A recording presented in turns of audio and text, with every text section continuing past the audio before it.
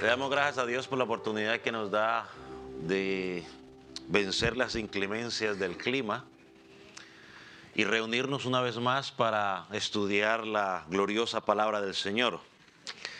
Así que quiero invitarle a que vaya al libro de Santiago, capítulo 1,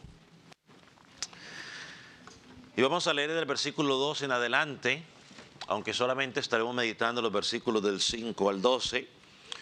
Hoy vamos a tratar de terminar esta sección que hemos titulado Victorias en las pruebas. Hoy es la tercera parte de nuestro estudio sistemático, versículo por versículo, estudio expositivo, versículo por versículo del libro de Santiago. Puede indicar con un amén cuando lo haya localizado. Dice la palabra del Señor de la siguiente manera. Gracias, hermana. Dice: hermanos míos, tened por sumo gozo cuando os halléis en diversas pruebas, sabiendo que la prueba de vuestra fe produce paciencia, mas tenga la paciencia su obra completa, para que seáis perfectos y cabales, sin que os falte cosa alguna. Si alguno de vosotros tiene falta de sabiduría, pídala a Dios, el cual da a todos abundantemente y sin reproche, y le será dada. Pero pida con fe, no dudando, porque el que duda es semejante a la onda del mar, que es arrastrada por el viento y echada de una parte a otra. No pienses, pues, quien tal haga recibirá cosa alguna del Señor. El hombre de doble ánimo es constante en sus caminos, es inconstante en sus caminos, en todos sus caminos. El hermano que es humilde, de humilde condición, gloríese en su exaltación, pero el que es rico en su humillación, porque él pasará como la flor de la hierba. Porque cuando sale el sol con calor abrasador, la hierba se seca, su flor se cae y perece su hermosura, apariencia. Así también se marchitará el rico en todas sus empresas. Bienaventurado el varón que soporta la tentación, porque cuando haya resistido la prueba recibirá la corona de vida que Dios ha prometido a los que le aman. Señor, te pedimos que en esta mañana tú nos puedas hablar por medio de tu palabra. Señor, que podamos encontrar algunas herramientas necesarias para ayudarnos a crecer en nuestra fe. Señor, para ayudarnos a entender por la situación que estamos pasando. Señor, y lo más importante, que podamos entender nosotros mismos, o se revele a nosotros mismos, Señor, la pureza, la realidad de nuestra fe. Señor, aquel que no te conoce, oramos para que por medio de tu palabra tú lo puedas confrontar, él pueda encontrar la realidad de su condición y pueda clamar a ti por perdón y arrepentimiento. Oramos por el predicador para que tu palabra sea expuesta no en base a sus deseos, sino en base a lo que tu palabra ha enseñado. Y oramos por el que va a escuchar, Señor, para que esté concentrado en tu palabra. Señor, para que se olvide del que está a su lado, de sus teléfonos, de sus preocupaciones, y que su única preocupación, su único énfasis sea escuchar tu palabra. En el nombre de Jesús. Amén. Puede tomar asiento. Y como ya lo hemos mencionado en los últimos sermones, las pruebas en nuestra vida o las dificultades en nuestra vida tienen un propósito muy útil. Y ese propósito es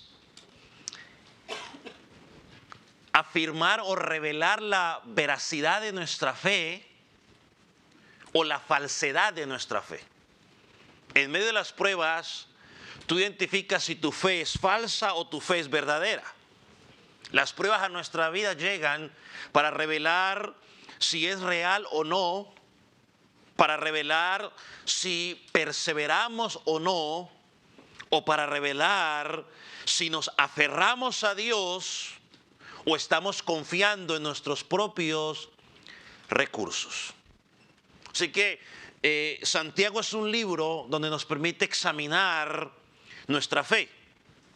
Normalmente nosotros los cristianos, cuando tratamos de explicar por qué una persona se aparta de la iglesia local, siempre buscamos respuestas humanistas, pero no queremos buscar lo que realmente nos dice la palabra de Dios. Y Lucas capítulo 8, donde nos habla la parábola de las semillas, o donde se nos explica, nos da una respuesta clara a por qué se alejan. El versículo 13 en Lucas capítulo 8 dice lo siguiente: los de sobre la piedra son los que, habiendo oído, reciben la palabra ¿cómo? Con gozo, pero estos no tienen raíces, creen por algún tiempo y en el tiempo de la prueba se apartan. Nos dice, o el Señor Jesús está explicando allí la parábola de la semilla, le dice a los discípulos que hay personas que reciben la palabra con los oídos abiertos, la reciben con alegría.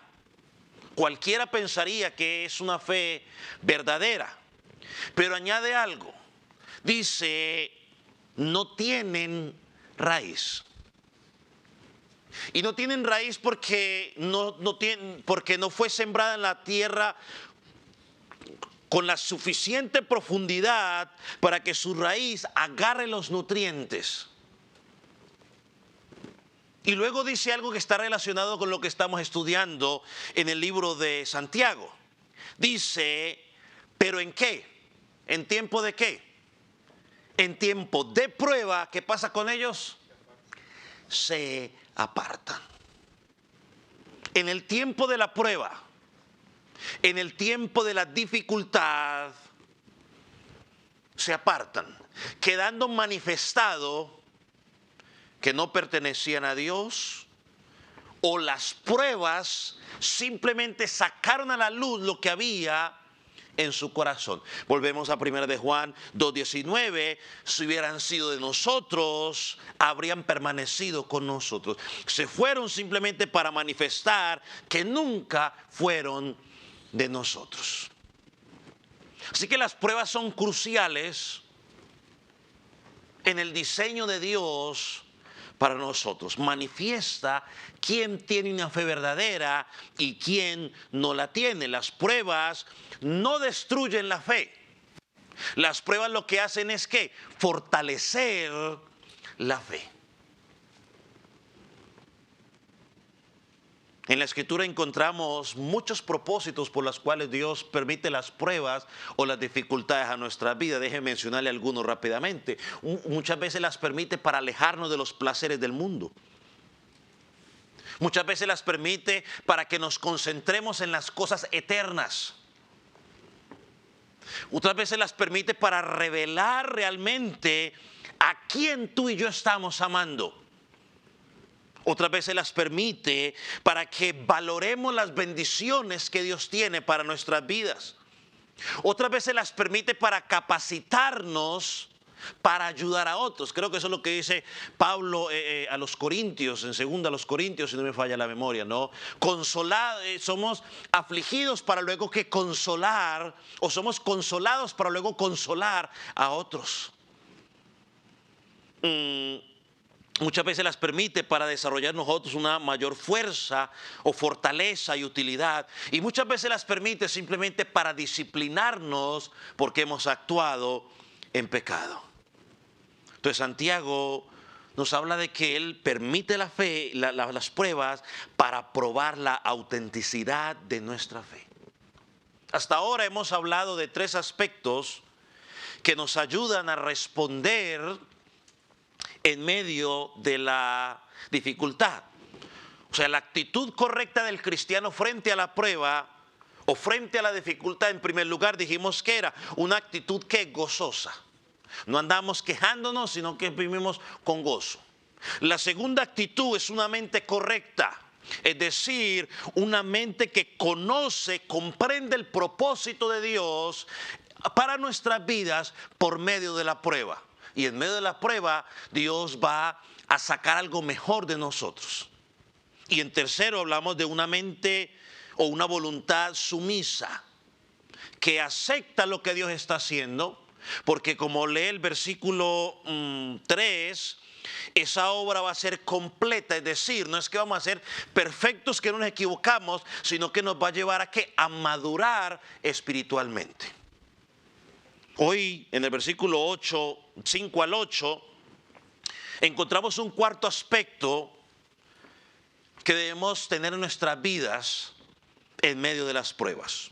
Y este aspecto es un corazón creyente que pide sabiduría. Vamos a hablar dos hoy, y la segunda parte, pero vamos a tratar de enfocarnos más en esta primera parte. Un corazón creyente que pide sabiduría. Posiblemente usted que ha escuchado los primeros sermones estará pensando, bueno, yo estoy en medio de una prueba, estoy haciendo mi mayor esfuerzo para mantener una actitud gozosa, pastor, en medio de la prueba.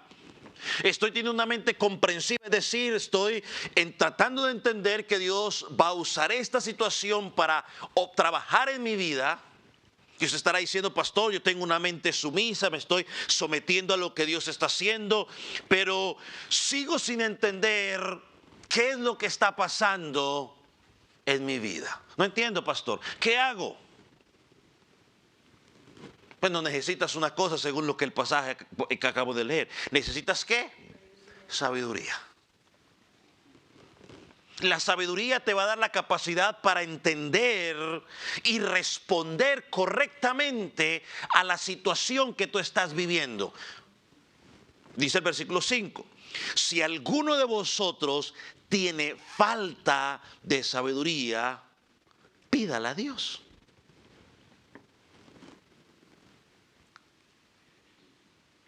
La sabiduría siempre es necesaria cuando vamos a enfrentar las pruebas. Pensando, ¿qué es lo que quiere Santiago llevarnos aquí?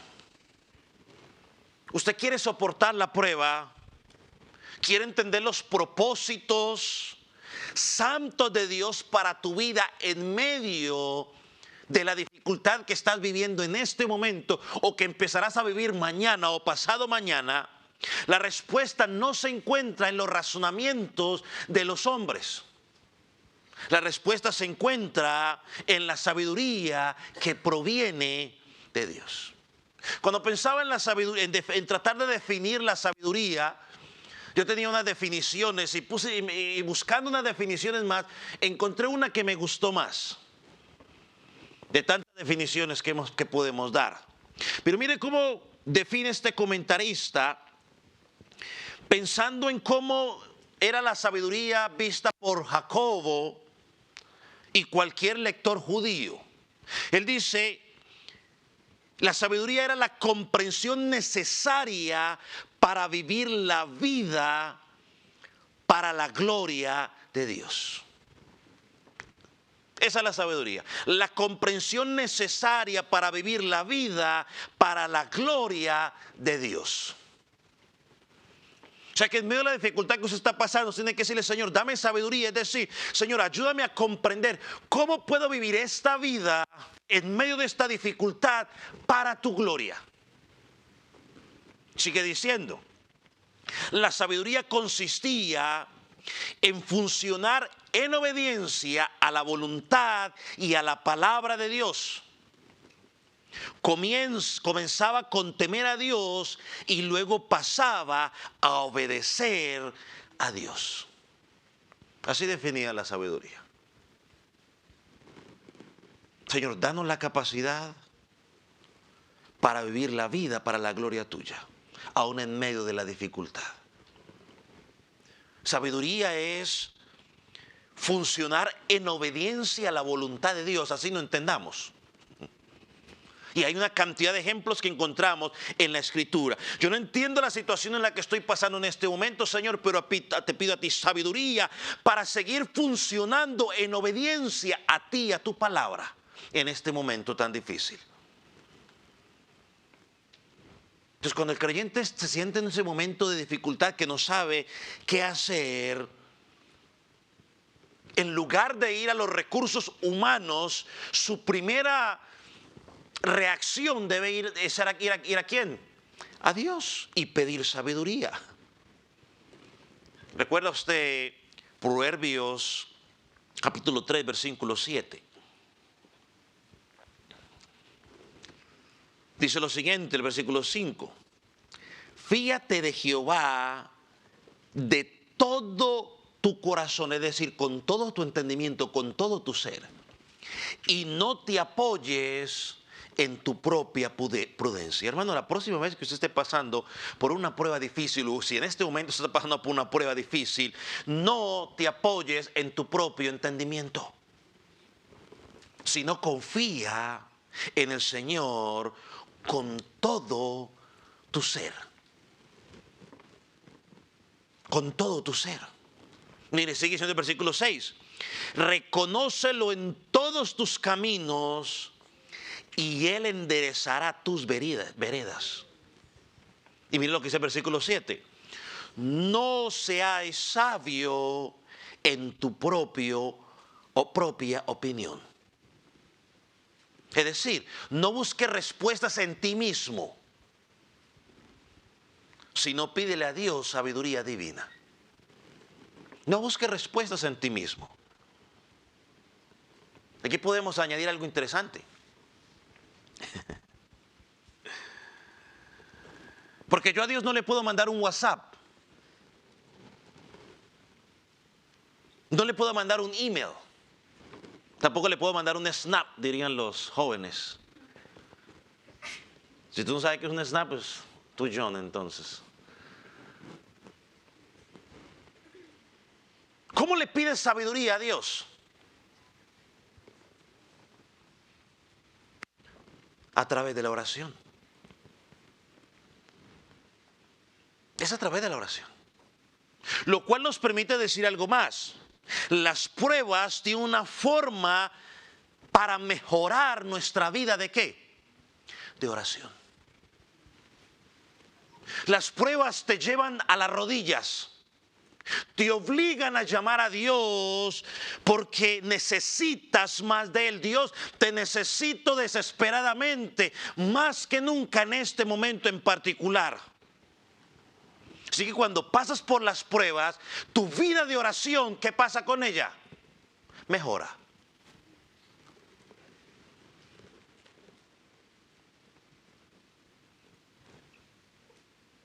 Las pruebas nos llevan a recordarnos que estamos en bancarrota, que el razonamiento humano no sirve y que la respuesta no la encontramos en las otras personas, la respuesta la encontramos en Dios. Mi primera reacción no debe ser a ir a hablar con el vecino, mi primera reacción debe ser entrar en mi secreto y doblar mi rodilla delante del Rey y a Él pedirle.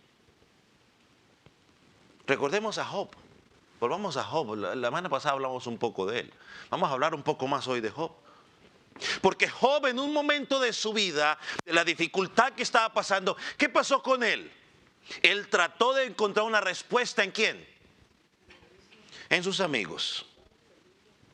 ¿Y qué pasó con ellos? Todos le dieron una respuesta incorrecta. Ahora, cualquier parecido a la realidad con nosotros es mera coincidencia. Porque la respuesta correcta siempre está disponible de la mano de Dios.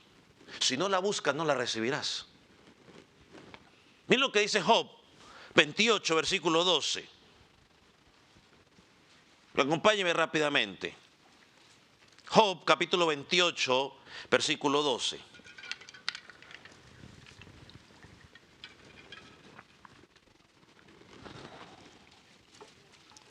Job pregunta, ¿mas dónde se hallará la sabiduría? ¿Dónde está el lugar de la inteligencia? En otras palabras, Job está preguntando, ¿a dónde va el hombre a obtener sabiduría? ¿A Walmart? ¿A Amazon? Versículo 23 nos aclara un poco. Dios entiende el camino de ella y conoce su lugar. Entonces, ¿a dónde va el hombre a encontrar sabiduría? A Dios, así de simple. Y puede ser que esto que voy a decir suene un poco simplista, pero quizás no encuentro otra forma para decirlo, ¿no? En mi limitación intelectual. La escritura es clara al decirnos, y lo vemos aquí en Santiago, cuando tú atraviesas una prueba, el lugar al que debes ir es a Dios. Es mucho más importante que correr a nuestros amigos en busca de una respuesta, porque nos puede pasar lo que le pasó a Job, que le empeoraron la situación. Hay que ir a Dios. El creyente debe consultar a Dios, la mente de Dios. Y creo que Dios aquí da una promesa, una de las mayores promesas que uno encuentra en la Escritura en medio de las dificultades, la encontramos aquí. Si necesita sabiduría, dice el pasaje, pídala a Dios. ¿Y qué dice? Él dará. ¿Por qué la va a dar? Bueno, porque Dios es sabiduría. El problema es que a veces le pedimos a Dios y Dios nos dice lo que tenemos que hacer por medio de su palabra, pero nosotros estamos buscando que alguien nos diga lo que nosotros queremos escuchar, por eso vamos donde el hombre. Porque sabe, y usted y yo sabemos lo que le voy a decir, esto no es cuento, es verdad. Uno sabe a quién ir a preguntarle en qué momento específico, qué cosa. Uno sabe a quién va a pedir pregunta, en base a lo que uno quiere escuchar. Ahora, ¿de qué tipo de sabiduría estamos hablando aquí? Yo creo que capítulo 3, versículo 17,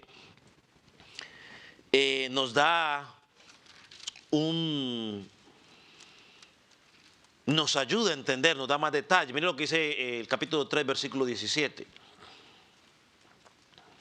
Pero la sabiduría que es de lo alto es simplemente pura, después pacífica, amable, benigna, llena de misericordia y de buenos frutos, sin incertidumbre ni hipocresía. Esta debe ser la respuesta correcta de los cristianos en medio de las dificultades.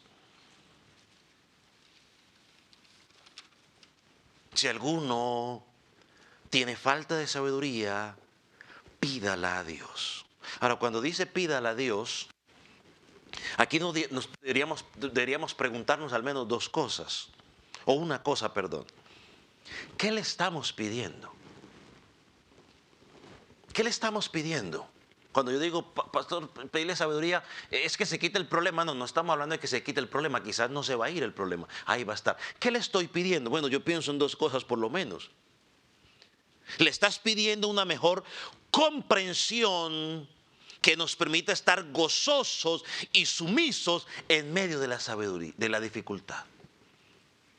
Señor, dame una mejor comprensión para estar gozoso y sumiso a ti en medio de esta dificultad que estoy padeciendo.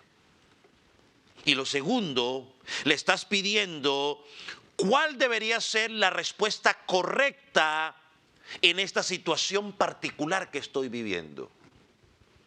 Esta es una de las oraciones que tú y yo deberíamos tener al Señor presente en cada momento de nuestra dificultad. Dios, ¿cuál debe ser mi mejor respuesta a la situación que estoy viviendo, cualquiera que sea? No quiero dar ejemplos para que no se diga lo dijo por mí, pero cualquiera que sea. Porque aquí, por la cantidad de personas que vemos, por lo menos 2 o 3 estarán pasando por alguna dificultad. Bueno, dígale, Señor, ¿cuál debe ser mi mejor respuesta? Y le podemos añadir, Señor, que mi respuesta te honre a ti. No que me haga sentir bien a mí, sino que tu respuesta te honre a ti. Que mi respuesta a esa situación traiga gloria a ti, que los hombres puedan ver la respuesta y su atención no venga sobre mí, sino que su atención vaya sobre ti, Señor. Iglesia, aquí tenemos que entender algo fundamental. Debemos aprender que las dificultades en tu vida tienen la intención de llevarte a Dios, no a los hombres. Hermanos, si la dificultad que tú estás teniendo te está llevando a los hombres, no estás aprendiendo la prueba. Te tiene que llevar a Dios primeramente.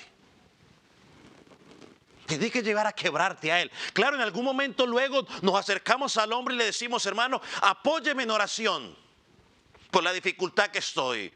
Pero usted tiene que llevar a Dios.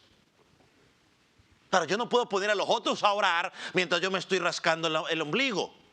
No, te tiene que llevar a ti, a Dios, en la oración, a Dios. Dios es nuestra única, verdadera y única fuente de sabiduría. Una vez más, versículo 5. Si a alguno de vosotros le falta sabiduría, pídala a Dios. Ahora, yo creo que usted en esta congregación ya está en la capacidad de empezar a estudiar un versículo bíblico y ya tiene la capacidad de identificar los imperativos, ¿cierto que sí? Bueno, pues como novedad, ¿qué cree usted? Acabamos de encontrar ¿qué? Otro imperativo. ¿Cuál es? Pídalo. Pídalo. No es opcional. Si a usted le parece bien, pídalo. Si no tiene más nada que hacer, pida. No, pídalo, es un mandato, es una obligación para el creyente. Una vez más, las pruebas tienen la intención de impulsarte a depender de Dios, no de los hombres. Tienes que depender, tengo que depender de los hombres. De Dios, perdón. O sea que el verdadero creyente en la prueba va a saber que necesita de sabiduría y su respuesta inmediata es clamar a Dios sabiendo que Él la va a responder. Porque la palabra de Dios más adelante en Santiago, capítulo 5, versículo 16, nos dice que la oración eficaz del justo puede mucho. Es decir, que cuando tú oras por sabiduría en medio de la prueba, esa es una oración conforme a la voluntad de Dios. Dios te va a dar la sabiduría, Dios te va a contestar.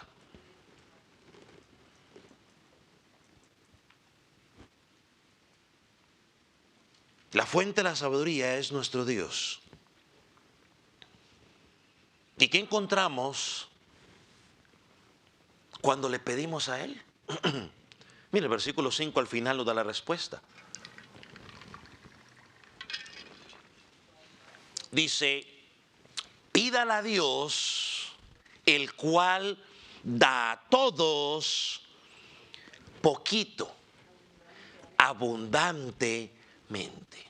La palabra abundantemente también se traduce como generosamente. De hecho, la Nueva Traducción Viviente lo traduce nuestro Dios generoso. Pídale a Dios, porque Dios no te va a dar un poquitico nomás, te va a dar en abundancia. Y yo quiero aclarar para que usted no me vaya a malinterpretar. Yo no estoy diciendo que estamos pidiendo para que nos quite el problema. No, estamos pidiendo la sabiduría. ¿Qué es la sabiduría? La capacidad para poder entender la situación que Dios está trabajando en mi vida. La capacidad, Señor, de sostenerme firme en medio de ese problema. Eso es lo que estamos pidiendo. La respuesta que yo puedo tener en medio de esa dificultad para que mi Dios sea honrado. Y no estamos pidiendo nada para nosotros sentirnos el centro. Pero recuerda usted Mateo capítulo 7. Vamos a leerlo. Mateo capítulo 7, del 7 al 11.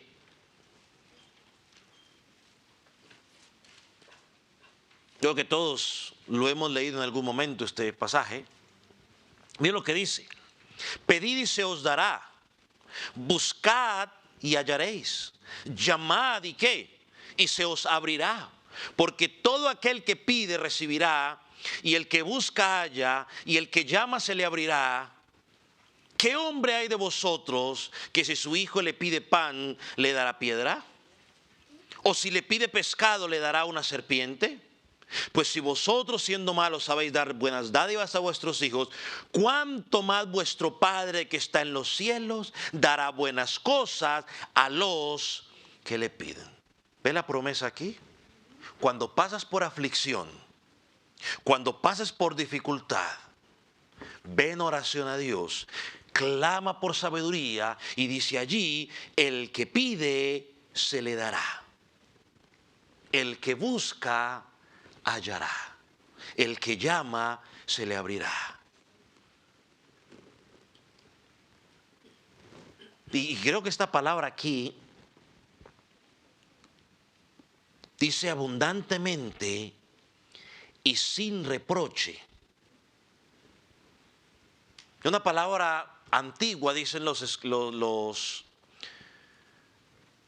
que trabajan en la gramática, que básicamente significa que no retiene nada.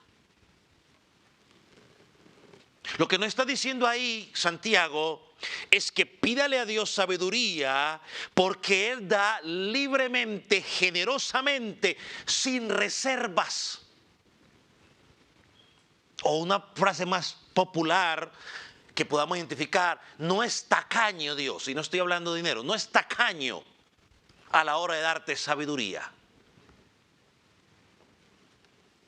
Esto lo podemos relacionar con el versículo 17, ¿no? Que más adelante vamos a estudiar, donde dice, toda buena dádiva y todo don perfecto desciende de lo alto, del Padre de las luces. Hermano, ¿qué promesa Dios te está dando aquí? Claro, uno estaría pensando que le estuvieran diciendo los problemas se van a acabar. No, Santiago no le está diciendo que los problemas se van a acabar. Santiago te está diciendo aquí que en medio de tu dificultad le pidas sabiduría a Dios. Él te va a dar abundantemente y sobre todo te la va a dar sin reservas.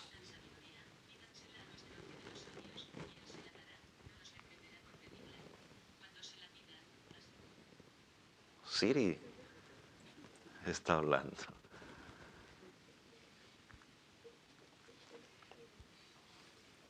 Wow. Y añade al final, no, y le será dada, hermano. ¿No le parece una hermosa promesa? Yo creo que usted y yo entendamos lo que Santiago, la idea que Santiago nos está presentando aquí. El creyente, y la idea es que el creyente que pide sabiduría en medio de la prueba no le será retenida, le será dada. Pero a veces pedimos y no recibimos porque pedimos mal. Santiago más adelante lo va a explicar. Porque a veces pedimos no conforme a nuestro corazón, sino conforme, no conforme al corazón de Dios, sino conforme a nuestro corazón. A veces pedimos algo para que el Señor nos exalte y quedar bien delante de los hombres.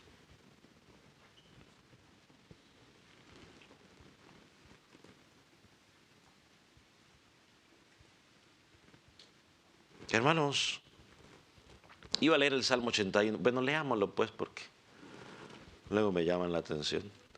Salmo 81, versículo 10.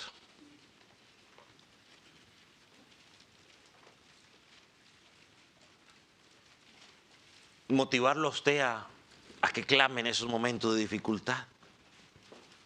Sí, pastor, no pido a alguien que apoye en oración. Claro, amén. Yo no estoy diciendo que no le pide a alguien que apoye en oración. Claro que sí. Pero no olvide su tarea. Miren lo que dice el Salmo 81, versículo 10. Yo soy Jehová tu Dios, quien te hice subir de la tierra de Egipto. Abre tu boca y yo la llenaré. Hermanos, Dios promete proveer todos los recursos necesarios para el creyente en medio de la prueba. No dudes. Abre tu boca y clama a Él. Confía en Él. Porque el versículo 6 nos añade algo más. Nos dice, ¿cómo debemos pedir? ¿Cómo se debe pedir? Pero pida con fe. En otras palabras, pida con una confianza genuina. Dios va a contestar.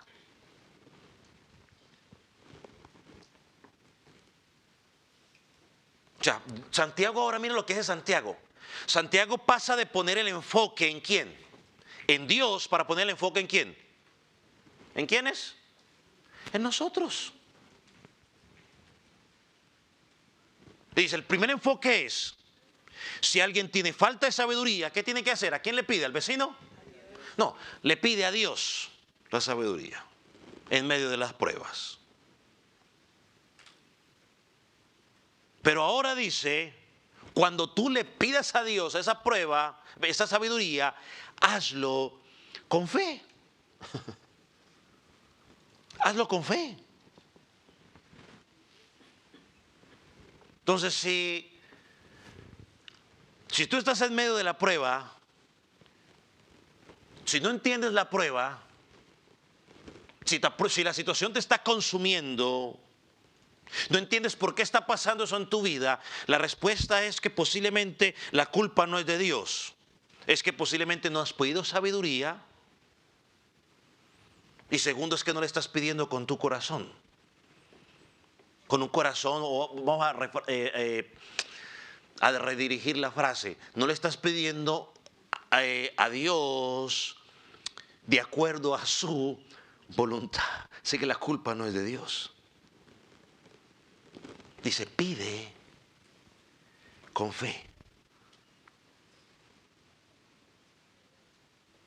Muchas veces dudamos que Dios da la respuesta. Bueno, yo voy a orar, pero es que al fin, a ver si me contesta.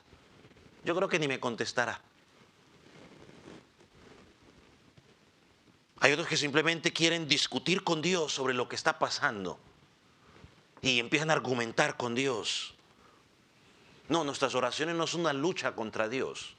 Nuestras oraciones son doblegarnos ante Dios, confiando en la provisión de Dios, que Él contestará cuando Él quiera. Y muchas veces Él contestará de la misma forma como le contestó a Pablo. A Pablo le dijo, Pablo, bástate de mi gracia, porque poder se perfecciona en la debilidad. Y lo interesante es que cuando usted sigue estudiando lo que Pablo mismo dice, el mismo Pablo lo dice, él luego dice, ya entiendo por qué estoy pasando por esta prueba. ¿Y cuál fue la respuesta? Para que no se me suba el orgullo, por todo lo que Dios me ha permitido ver. ¿Qué hizo Pablo? Entonces tranquilo y dijo, bueno, gloria a Dios, Señor, por esta enfermedad, sigo adelante. Entonces, si algo no va en tu vida bien, posiblemente no lo entiendes, no es motivo para discutir con Dios, no es motivo para debatir con Dios, es motivo para confiar en Él. Quiero compartir este pensamiento con usted. Dice lo siguiente: la fe inquebrantable siempre cree que Dios es soberano. Cree que Dios es amoroso y cree que Dios proveerá todo lo necesario para entender la prueba y va en oración a Dios. Hermano, Dios es soberano. Nosotros entendemos que Dios es soberano cuando las cosas no nos afectan. Pero cuando las cosas nos empiezan a afectar a nosotros, cuando ya estamos hablando de la salud nuestra o de la salud de nuestro hijo, o la muerte de un familiar nuestro, o la pérdida de nuestro trabajo, o de otro trabajo, entonces ahí empezamos a dudar de la soberanía de Dios. No, Dios sigue siendo soberano.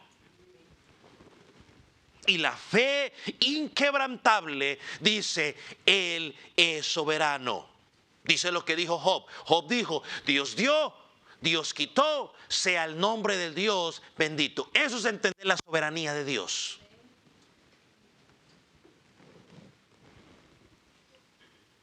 Cree que es un Dios amoroso. Y recuerde que amoroso no es que solamente a toda hora te están dando besos y abrazos y diciéndote sí, sí, sí, a todo lo que tú quieras. Eso no es amor. El amor disciplina.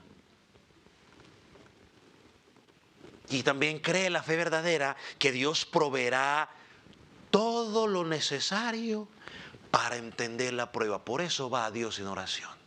No hay otro lugar. ¿Qué dice Mateo 21? Versículo 21 y 22. Respondiendo Jesús y les dijo: de cierto os digo, que si tuviereis fe y no dudareis, no solo haréis esto de la higuera, sino que si a este monte dijeres, quítate y échalo en el mar, será hecho, y todo lo que pidiereis en oración creyendo lo recibiréis. Oh, tenemos un cheque en blanco para pedir lo que se nos venga la soberana voluntad y Dios lo va a hacer. No, eso enseña a gente por ahí loca. Pero eso no es un cheque en blanco para que usted empiece a pedir tontería y media que usted quiera y que Dios va a empezar a contestar todo lo que a usted se le venga a su voluntad. No, señor. Juan capítulo 14, versículos 13 y 14 nos da la respuesta.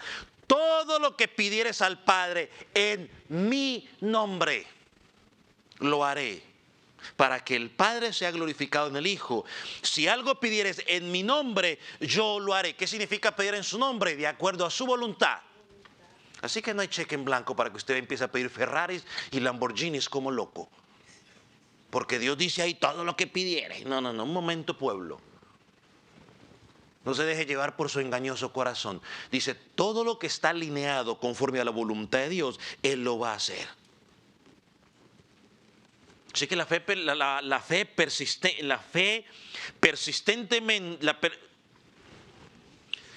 persistente alineada con la voluntad de Dios trae la sabiduría necesaria en medio de la prueba. Esa es la promesa de Dios. Por eso dice, pídelo con fe. Cuando mi fe va alineada con mi oración a la voluntad de Dios, Él va a contestar. Miren lo que dice el versículo 6, o sigue diciendo.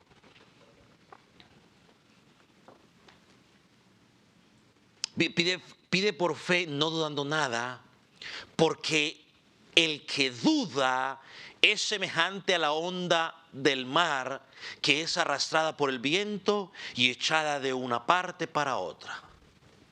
La persona que duda va a Dios, pero no cree a Dios. No cree que Dios puede proporcionar sabiduría. Posiblemente Dios te va a contestar a la pregunta a través de una enseñanza bíblica. Pero si tú estás pensando en lo que vas a comprar mañana y luego vas en la noche, Señor, te sigo orando, tengo 3 semanas y tú no me has contestado. Dios le puede decir, pero tengo 3 semanas hablándote de eso y tú no has puesto atención porque estás pensando en la inmortalidad del cangrejo mientras el pastor está predicando.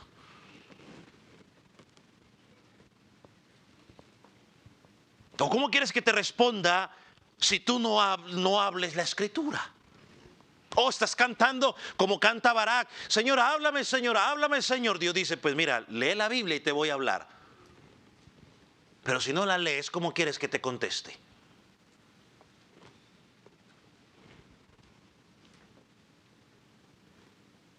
El que duda es como Elías, como en los días de Elías, que no podían diferenciar entre el Dios o Baal, ¿no? Los profetas o el pueblo, Elías tenía claro cómo era la cosa. El que duda es como aquellos en los días de Pablo también que sacrificaban a los demonios y luego iban y se sentaban a la mesa del Señor como si nada hubiera pasado. Y sigue diciendo el versículo 7 que esos que dudan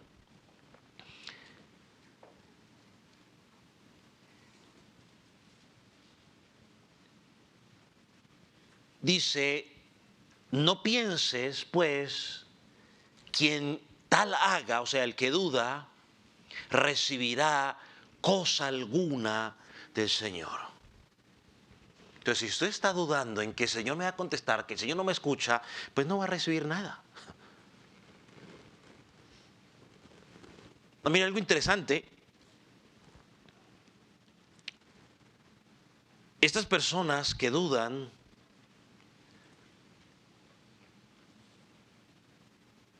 en la Nueva Traducción Viviente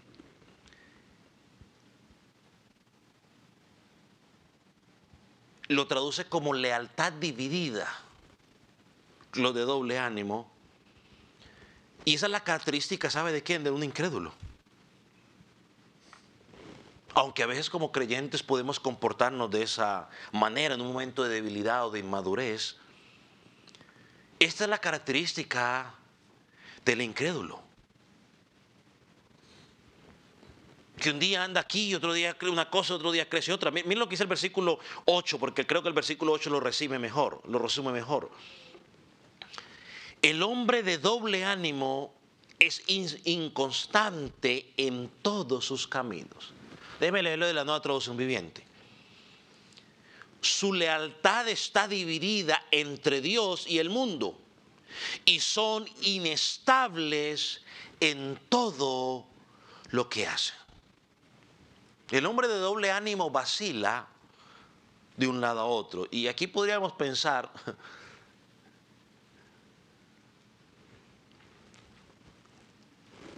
que Santiago está haciendo referencia a un hombre y una mujer pecadora. Porque es interesante esta figura.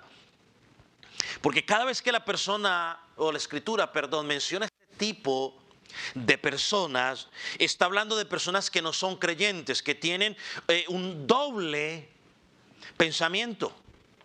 Habla, y esos son los quienes, los incrédulos, porque el cristiano tiene un solo pensamiento. El incrédulo tiene un doble pensamiento. Cuando tú y yo enfrentamos las pruebas con esta actitud, donde creo que confío en Dios, pero en realidad no confío, estoy revelando el carácter de un incrédulo. Ahora, y esto puede pasar en su vida en algún momento, yo no voy a decir que no, en algún momento quizás usted puede tener ese momento de duda, pero cuando este es un patrón constante en tu vida, hombre, debes examinar tu fe, porque posiblemente tú eres un incrédulo y que crees que eres creyente cuando no lo eres. Porque no puede ser un patrón en mi vida. Santiago más adelante, por ejemplo, en el capítulo 4, versículo 8, búsquelo, lo aclara un poco más. Y esta característica de una mente dividida, nos dice el versículo, que lleva a que la persona sea ¿qué? Inconstante. ¿En qué? En su caminar. Por eso usted un día lo ve animado y usted lo ve, pastor, para las que sea, yo quiero servir al Señor, y al tiempo siguiente desaparece. Y usted no lo vuelve a ver. Y luego aparece y desaparece, aparece y desaparece. Mire, esas son características de alguien que intelectualmente tiene conocimiento de Dios, pero que su fe parece ser que no es sincera ni verdadera. Miren bien lo que dice el versículo, ¿qué dije? 4:8. Acercaos a Dios y Él se acercará a vosotros, pecadores. Limpiaos las manos, y vosotros los de doble ánimo, purificad vuestros corazones. ¿Cómo los llama allí? Pecadores. Es un término para los incrédulos, básicamente.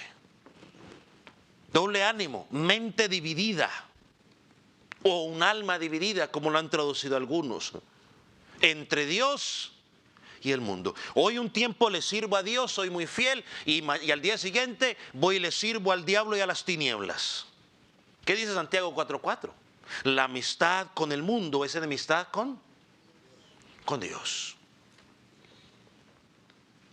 No se puede amar a Dios y al mundo a la misma vez, es imposible. O amas al mundo o amas a Dios. Eso no se puede.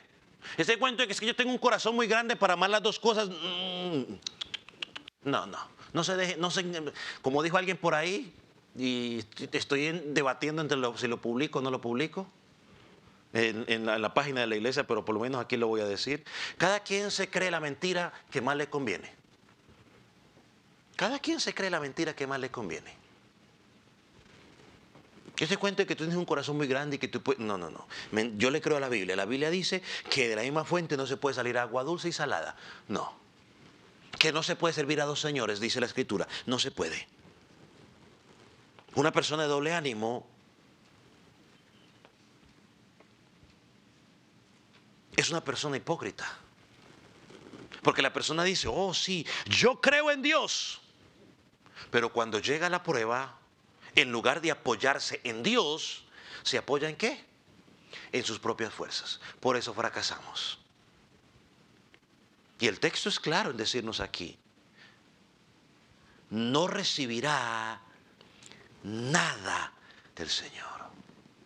Y como no reciben nada del Señor, el versículo 8 nos dice, la consecuencia de eso es que va a ser inconstante en todo lo que hace. Y volviendo aquí a la frase de la Nueva Traducción Viviente, ¿dónde es que está aquí? Dice, es inestable. ¿Qué es alguien inestable? Que no tiene fundamento. Por eso, algunos que decimos cristianos, ser cristianos, actuamos como actuamos, porque posiblemente tenemos una mente dividida, un rato con el Señor y otro con Dios. Y eso es una característica de alguien que no conoce a Cristo.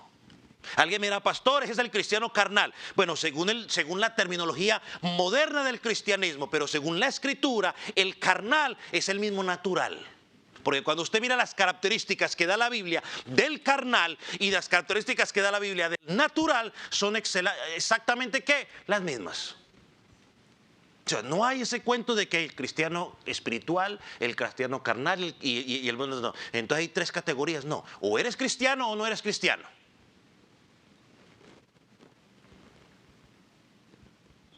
Un comentarista lo puso de la siguiente manera. Un hombre de doble ánimo, inconstante en todos sus caminos, aunque afirma ser creyente, su conducta muestra que es un incrédulo. Cuando pasa por una prueba dura, acude a los recursos humanos en vez de confiar en que el Señor lo ayudará y le dará la solución. O se vuelve amargado y resentido y no busca ayuda. Un día escuché un testimonio de alguien que dijo que no volvió, dijo, yo no vuelvo más a la iglesia. ¿Por qué? Porque un familiar se enfermó, esa persona oró y ese familiar de todas maneras se murió. Dijo, Dios no contesta, no vuelvo más.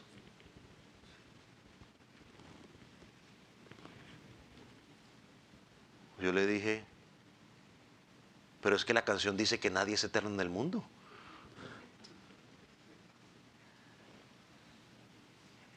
Y perdóname la respuesta tan folclórica. Pero es que la Escritura dice, ya la versión bíblica dice, que está estipulado que todos los hombres, ¿qué? Vamos a morir. Perdóneme, pero es que yo amo mucho a mis familiares. Partiendo de mi esposa y mis hijos, mis padres, mis hermanos. Pero si en el momento que el Señor decía llevárselo, esa no es razón para yo dejar de creer en Dios. Esa no es razón para dejar de creer en Dios. Por eso Deuteronomio 6:5 dijo, amarás al Señor con todo tu corazón, con toda tu alma y con todas tus fuerzas. No podemos dividir el corazón. Por eso hay inestabilidad en la vida de las personas.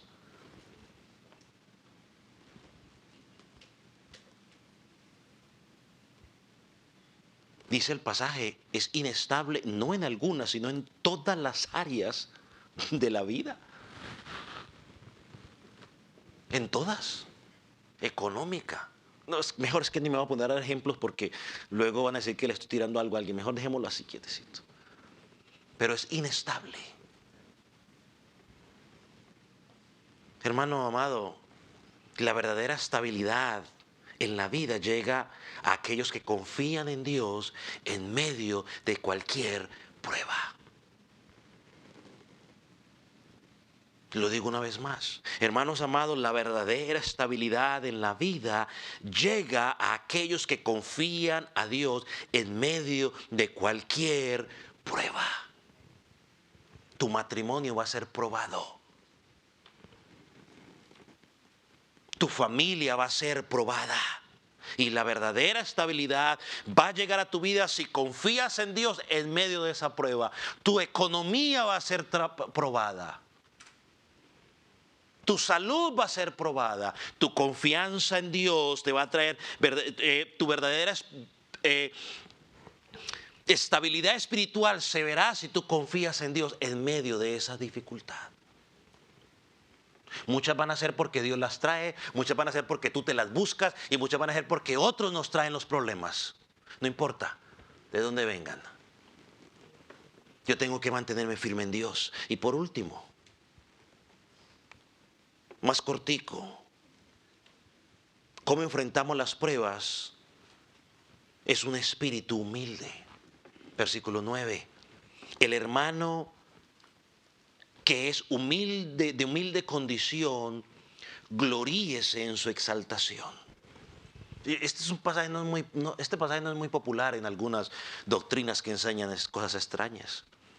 Pero cuando aquí dice el hermano de humilde condición, está hablando de los ¿qué? De los pobres, de los hermanos pobres, que económicamente quizás no tienen mucho dinero. Ahora recordemos por un momento, vamos a mirar el momento cultural en que fue escrito esta situación. Los hermanos, Santiago está escribiendo hermanos que estaban experimentando la ¿qué? La dispersión, ¿cierto? Eran víctimas de persecución, eran víctimas de desposesiones, es decir, les habían aplicado la apropiación, el término moderno hoy, la expropiación, es el término más moderno. Eran víctimas de racismo, de intolerancia. Así que muchos de sus hermanos eran pobres. Recuerde que Pablo en alguna ocasión recogió ofrendas en las congregaciones para traerles a ellos. Ahora, ¿qué significa pobres? Perdón, ¿qué le dice Santiago a estos hermanos? Pobres. Les dice, mire, aunque económicamente no están muy bien, les dice, gloríense o gócense en su exaltación. Santiago dice, mire, puede ser que usted no tenga las posesiones que el mundo tiene y ofrece, pero espiritualmente tienes todas las posesiones que podías tener. Eso es motivo de gozo.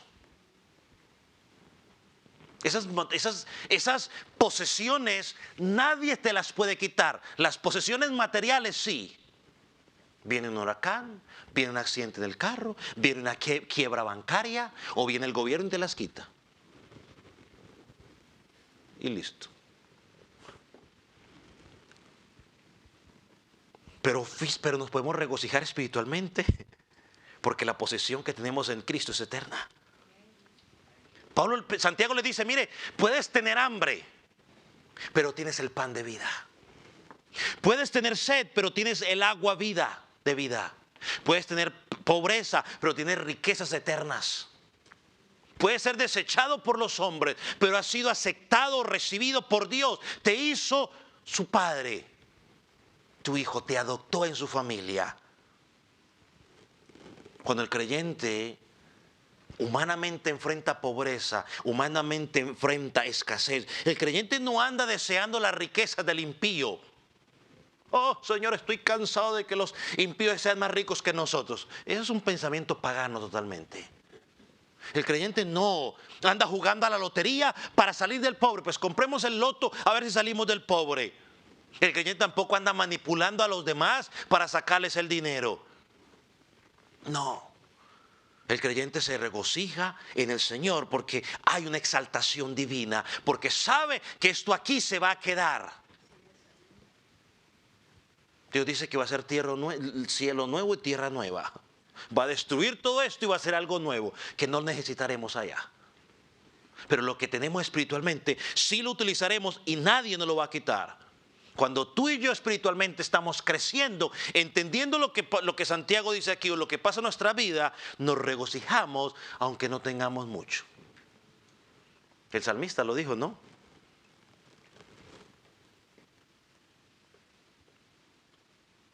Así que podemos regocijarnos en cualquier carencia. ¿Por qué? Porque a los que Dios eligió, los puso en una posición de reino, Y Pablo en Romanos 8, versículo 17 y versículo 18 nos dice que los sufrimientos de este mundo no son dignos de ser comparados con el gozo o con la gloria que nos espera. Y eso es motivo de alegría y de gozo para el creyente. Ahora, Santiago nos presenta, o lo podríamos resumir de esta manera. Hermano, no busquéis obtener alegrías en las posesiones mundanas y no te decepcionarás si no las tienes. Busca tu alegría en tu exaltación espiritual, la cual nunca te faltará. ¿Usted no quiere tener decepciones en la vida? Pues no ponga su alegría en las cosas mundanas.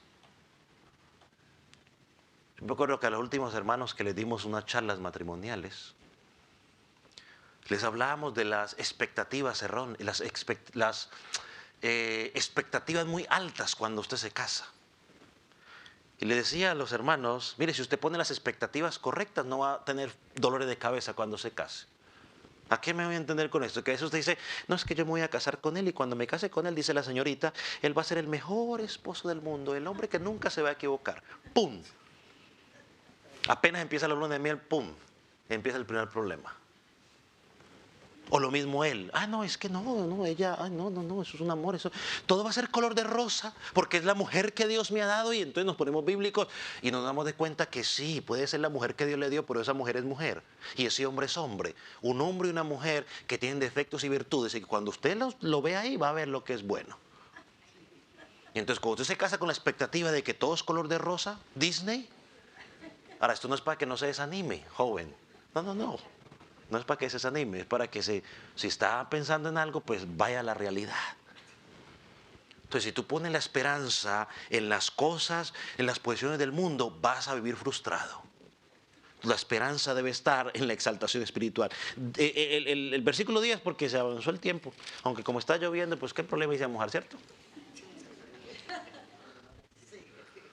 Versículo 10. Encontramos el otro aspecto del principio. Pablo primero le habla a los hermanos pobres en la congregación, pero luego ahora le habla a los hermanos que tienen riqueza en la congregación o que tienen dinero. Le dice versículo 10, pero el que es rico en su humillación. La idea es que un creyente que tiene riquezas materiales, que tiene posesiones en este mundo caído, debe gozarse cuando le llegan las pruebas, porque le muestra que las riquezas simplemente son ¿qué? Temporales. Son temporales y al mismo tiempo que esas riquezas no tienen la capacidad para satisfacerlo espiritualmente. Así que el creyente que tiene mejor posesión económica se regocija no en las riquezas, sino en la humillación. Porque cuando pasamos por pruebas, todos estamos en el mismo ¿qué? Nivel. Yo he escuchado personas que hablan y dicen que aunque tienen mucho dinero, tengo un vacío en mi interior que no he podido llenar. Hermanos, el dinero compra cama, pero no compra sueño. El dinero puede comprar una casa, pero no te compra un hogar. Y así sucesivamente. El dinero puede comprar muchas cosas. El punto es que ya sea pobre o sea rico, las pruebas vienen a nuestra vida para humillarnos, para mostrar nuestra dependencia de Dios, para demostrarnos que nuestros recursos no están en las cosas económicas o materiales, sino que nuestros recursos están en Dios. Miren lo que dijo un comentarista luterano hace muchos años. Él usó estas palabras para hablar sobre este tema. La fe en Cristo eleva al hermano humilde más allá de sus pruebas a la gran altura de una posesión en el reino de Cristo, donde como hijo de Dios es rico y puede regocijarse y jactarse. La fe en Cristo hace algo igualmente bendito para el hermano rico. Lo llena de un espíritu de Cristo, el espíritu de humildad verdadera y auténtica. Así como el hermano pobre olvida toda su pobreza terrenal, así también el hermano rico olvida todas sus riquezas terrenales, y los dos son iguales por la fe en Cristo.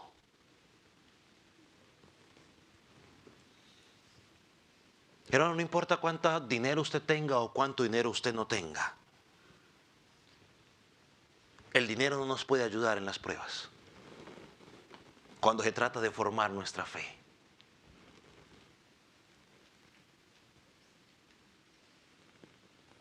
No nos preocupamos por las cosas terrenales, y por lo menos aquí en nuestra congregación local no exaltamos ni tratamos de manera diferente a aquel que tenga menos al que tiene menos, más o el que tenga menos. ¿Por qué? Porque todas nuestras posiciones terrenales son inadecuadas para comprar lo que necesitamos espiritualmente. Porque delante de Dios todos somos iguales. Miren lo que sigue diciendo el texto. Porque Él pasará como la flor de la hierba. Porque cuando sale el sol con calor abrasador, la hierba se seca, su flor se cae y perece su hermosura apariencia. Así también se marchita el rico en todas sus empresas. Las personas ricas, aquí está hablando de las personas ricas en general, no únicamente a los hermanos cristianos que tienen dinero. Pero los compara como la flor del campo. No sé cuántas veces ha tenido usted la oportunidad de ver la flor. Ah, qué bonita se ve la flor. Y 2 meses después, ¿qué pasa? Ah, se murió. Se murió. Bueno, eso es lo que está diciendo Santiago aquí. Las riquezas, mis hermanos, no son motivo para jactancia. Porque así como la neblina es en la mañana, así se desaparece. La fe en Cristo proporciona una bendición totalmente valiosa que va más allá del dinero. Terminemos pues con algo aquí rápidamente. La prueba de nuestra fe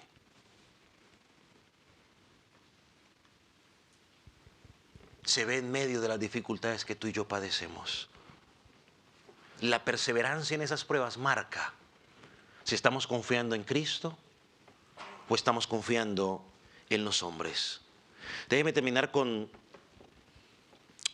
2 pensamientos que fueron escritos por 2 hombres de Dios, o 2 hombres que Dios usó grandemente, uno de ellos en el avivamiento aquí en Estados Unidos. George Whitefield dice lo siguiente: todas las pruebas tienen 2 propósitos: que podamos conocer mejor nuestros corazones malvados y que podamos conocer mejor a nuestro amado Salvador. Y Thomas Watson, un puritano un poco más antiguo, dice lo siguiente: cualquier problema en esta vida que el Hijo de Dios encuentre es todo el infierno que experimentará. Esto es verdad. ¿Por qué? Porque los que estamos en Cristo se nos ha prometido un cielo eterno.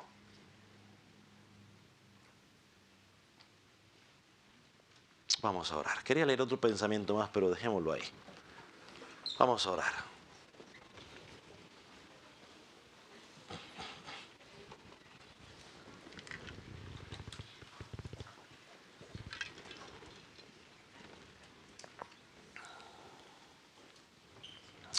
Padre, sabemos que hay muchos momentos en nuestra vida que no entendemos.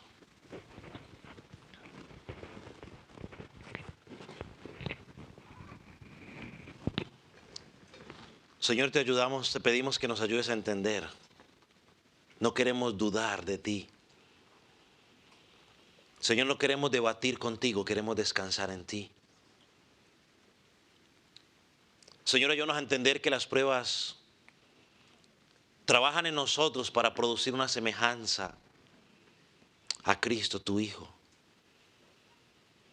Señor, ayúdanos a entender que las pruebas revelan si nuestra fe es genuina o nuestra fe es una fe falsa. Señor, ayúdanos a entender que las pruebas o las dificultades que vean en nuestra vida nos humillan, nos llevan a dejar de depender del mundo, nos llevan a poner nuestra mirada en la esperanza eterna que tenemos en ti.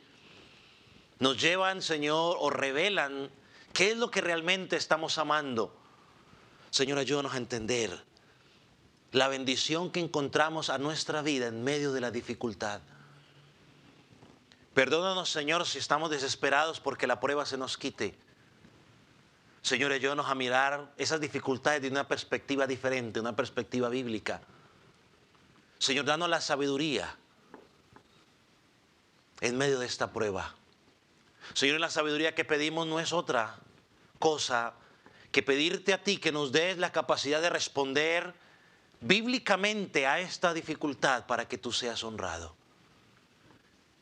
Que nos permita descansar en ti en medio de esta dificultad. Señor, gracias, porque tú nos amas y tú nos pruebas. Señor, y porque sabemos que a través de estas pruebas vamos a salir mejor. Señor, no para el bien nuestro, Señor, sino para la gloria tuya. Señor, ayúdanos a correr a ti, que nuestra vida de oración pueda mejorar en medio de esas dificultades. Señor, a ti te damos la gloria, a ti te damos la honra, Jesús. Padre, yo oro por aquel que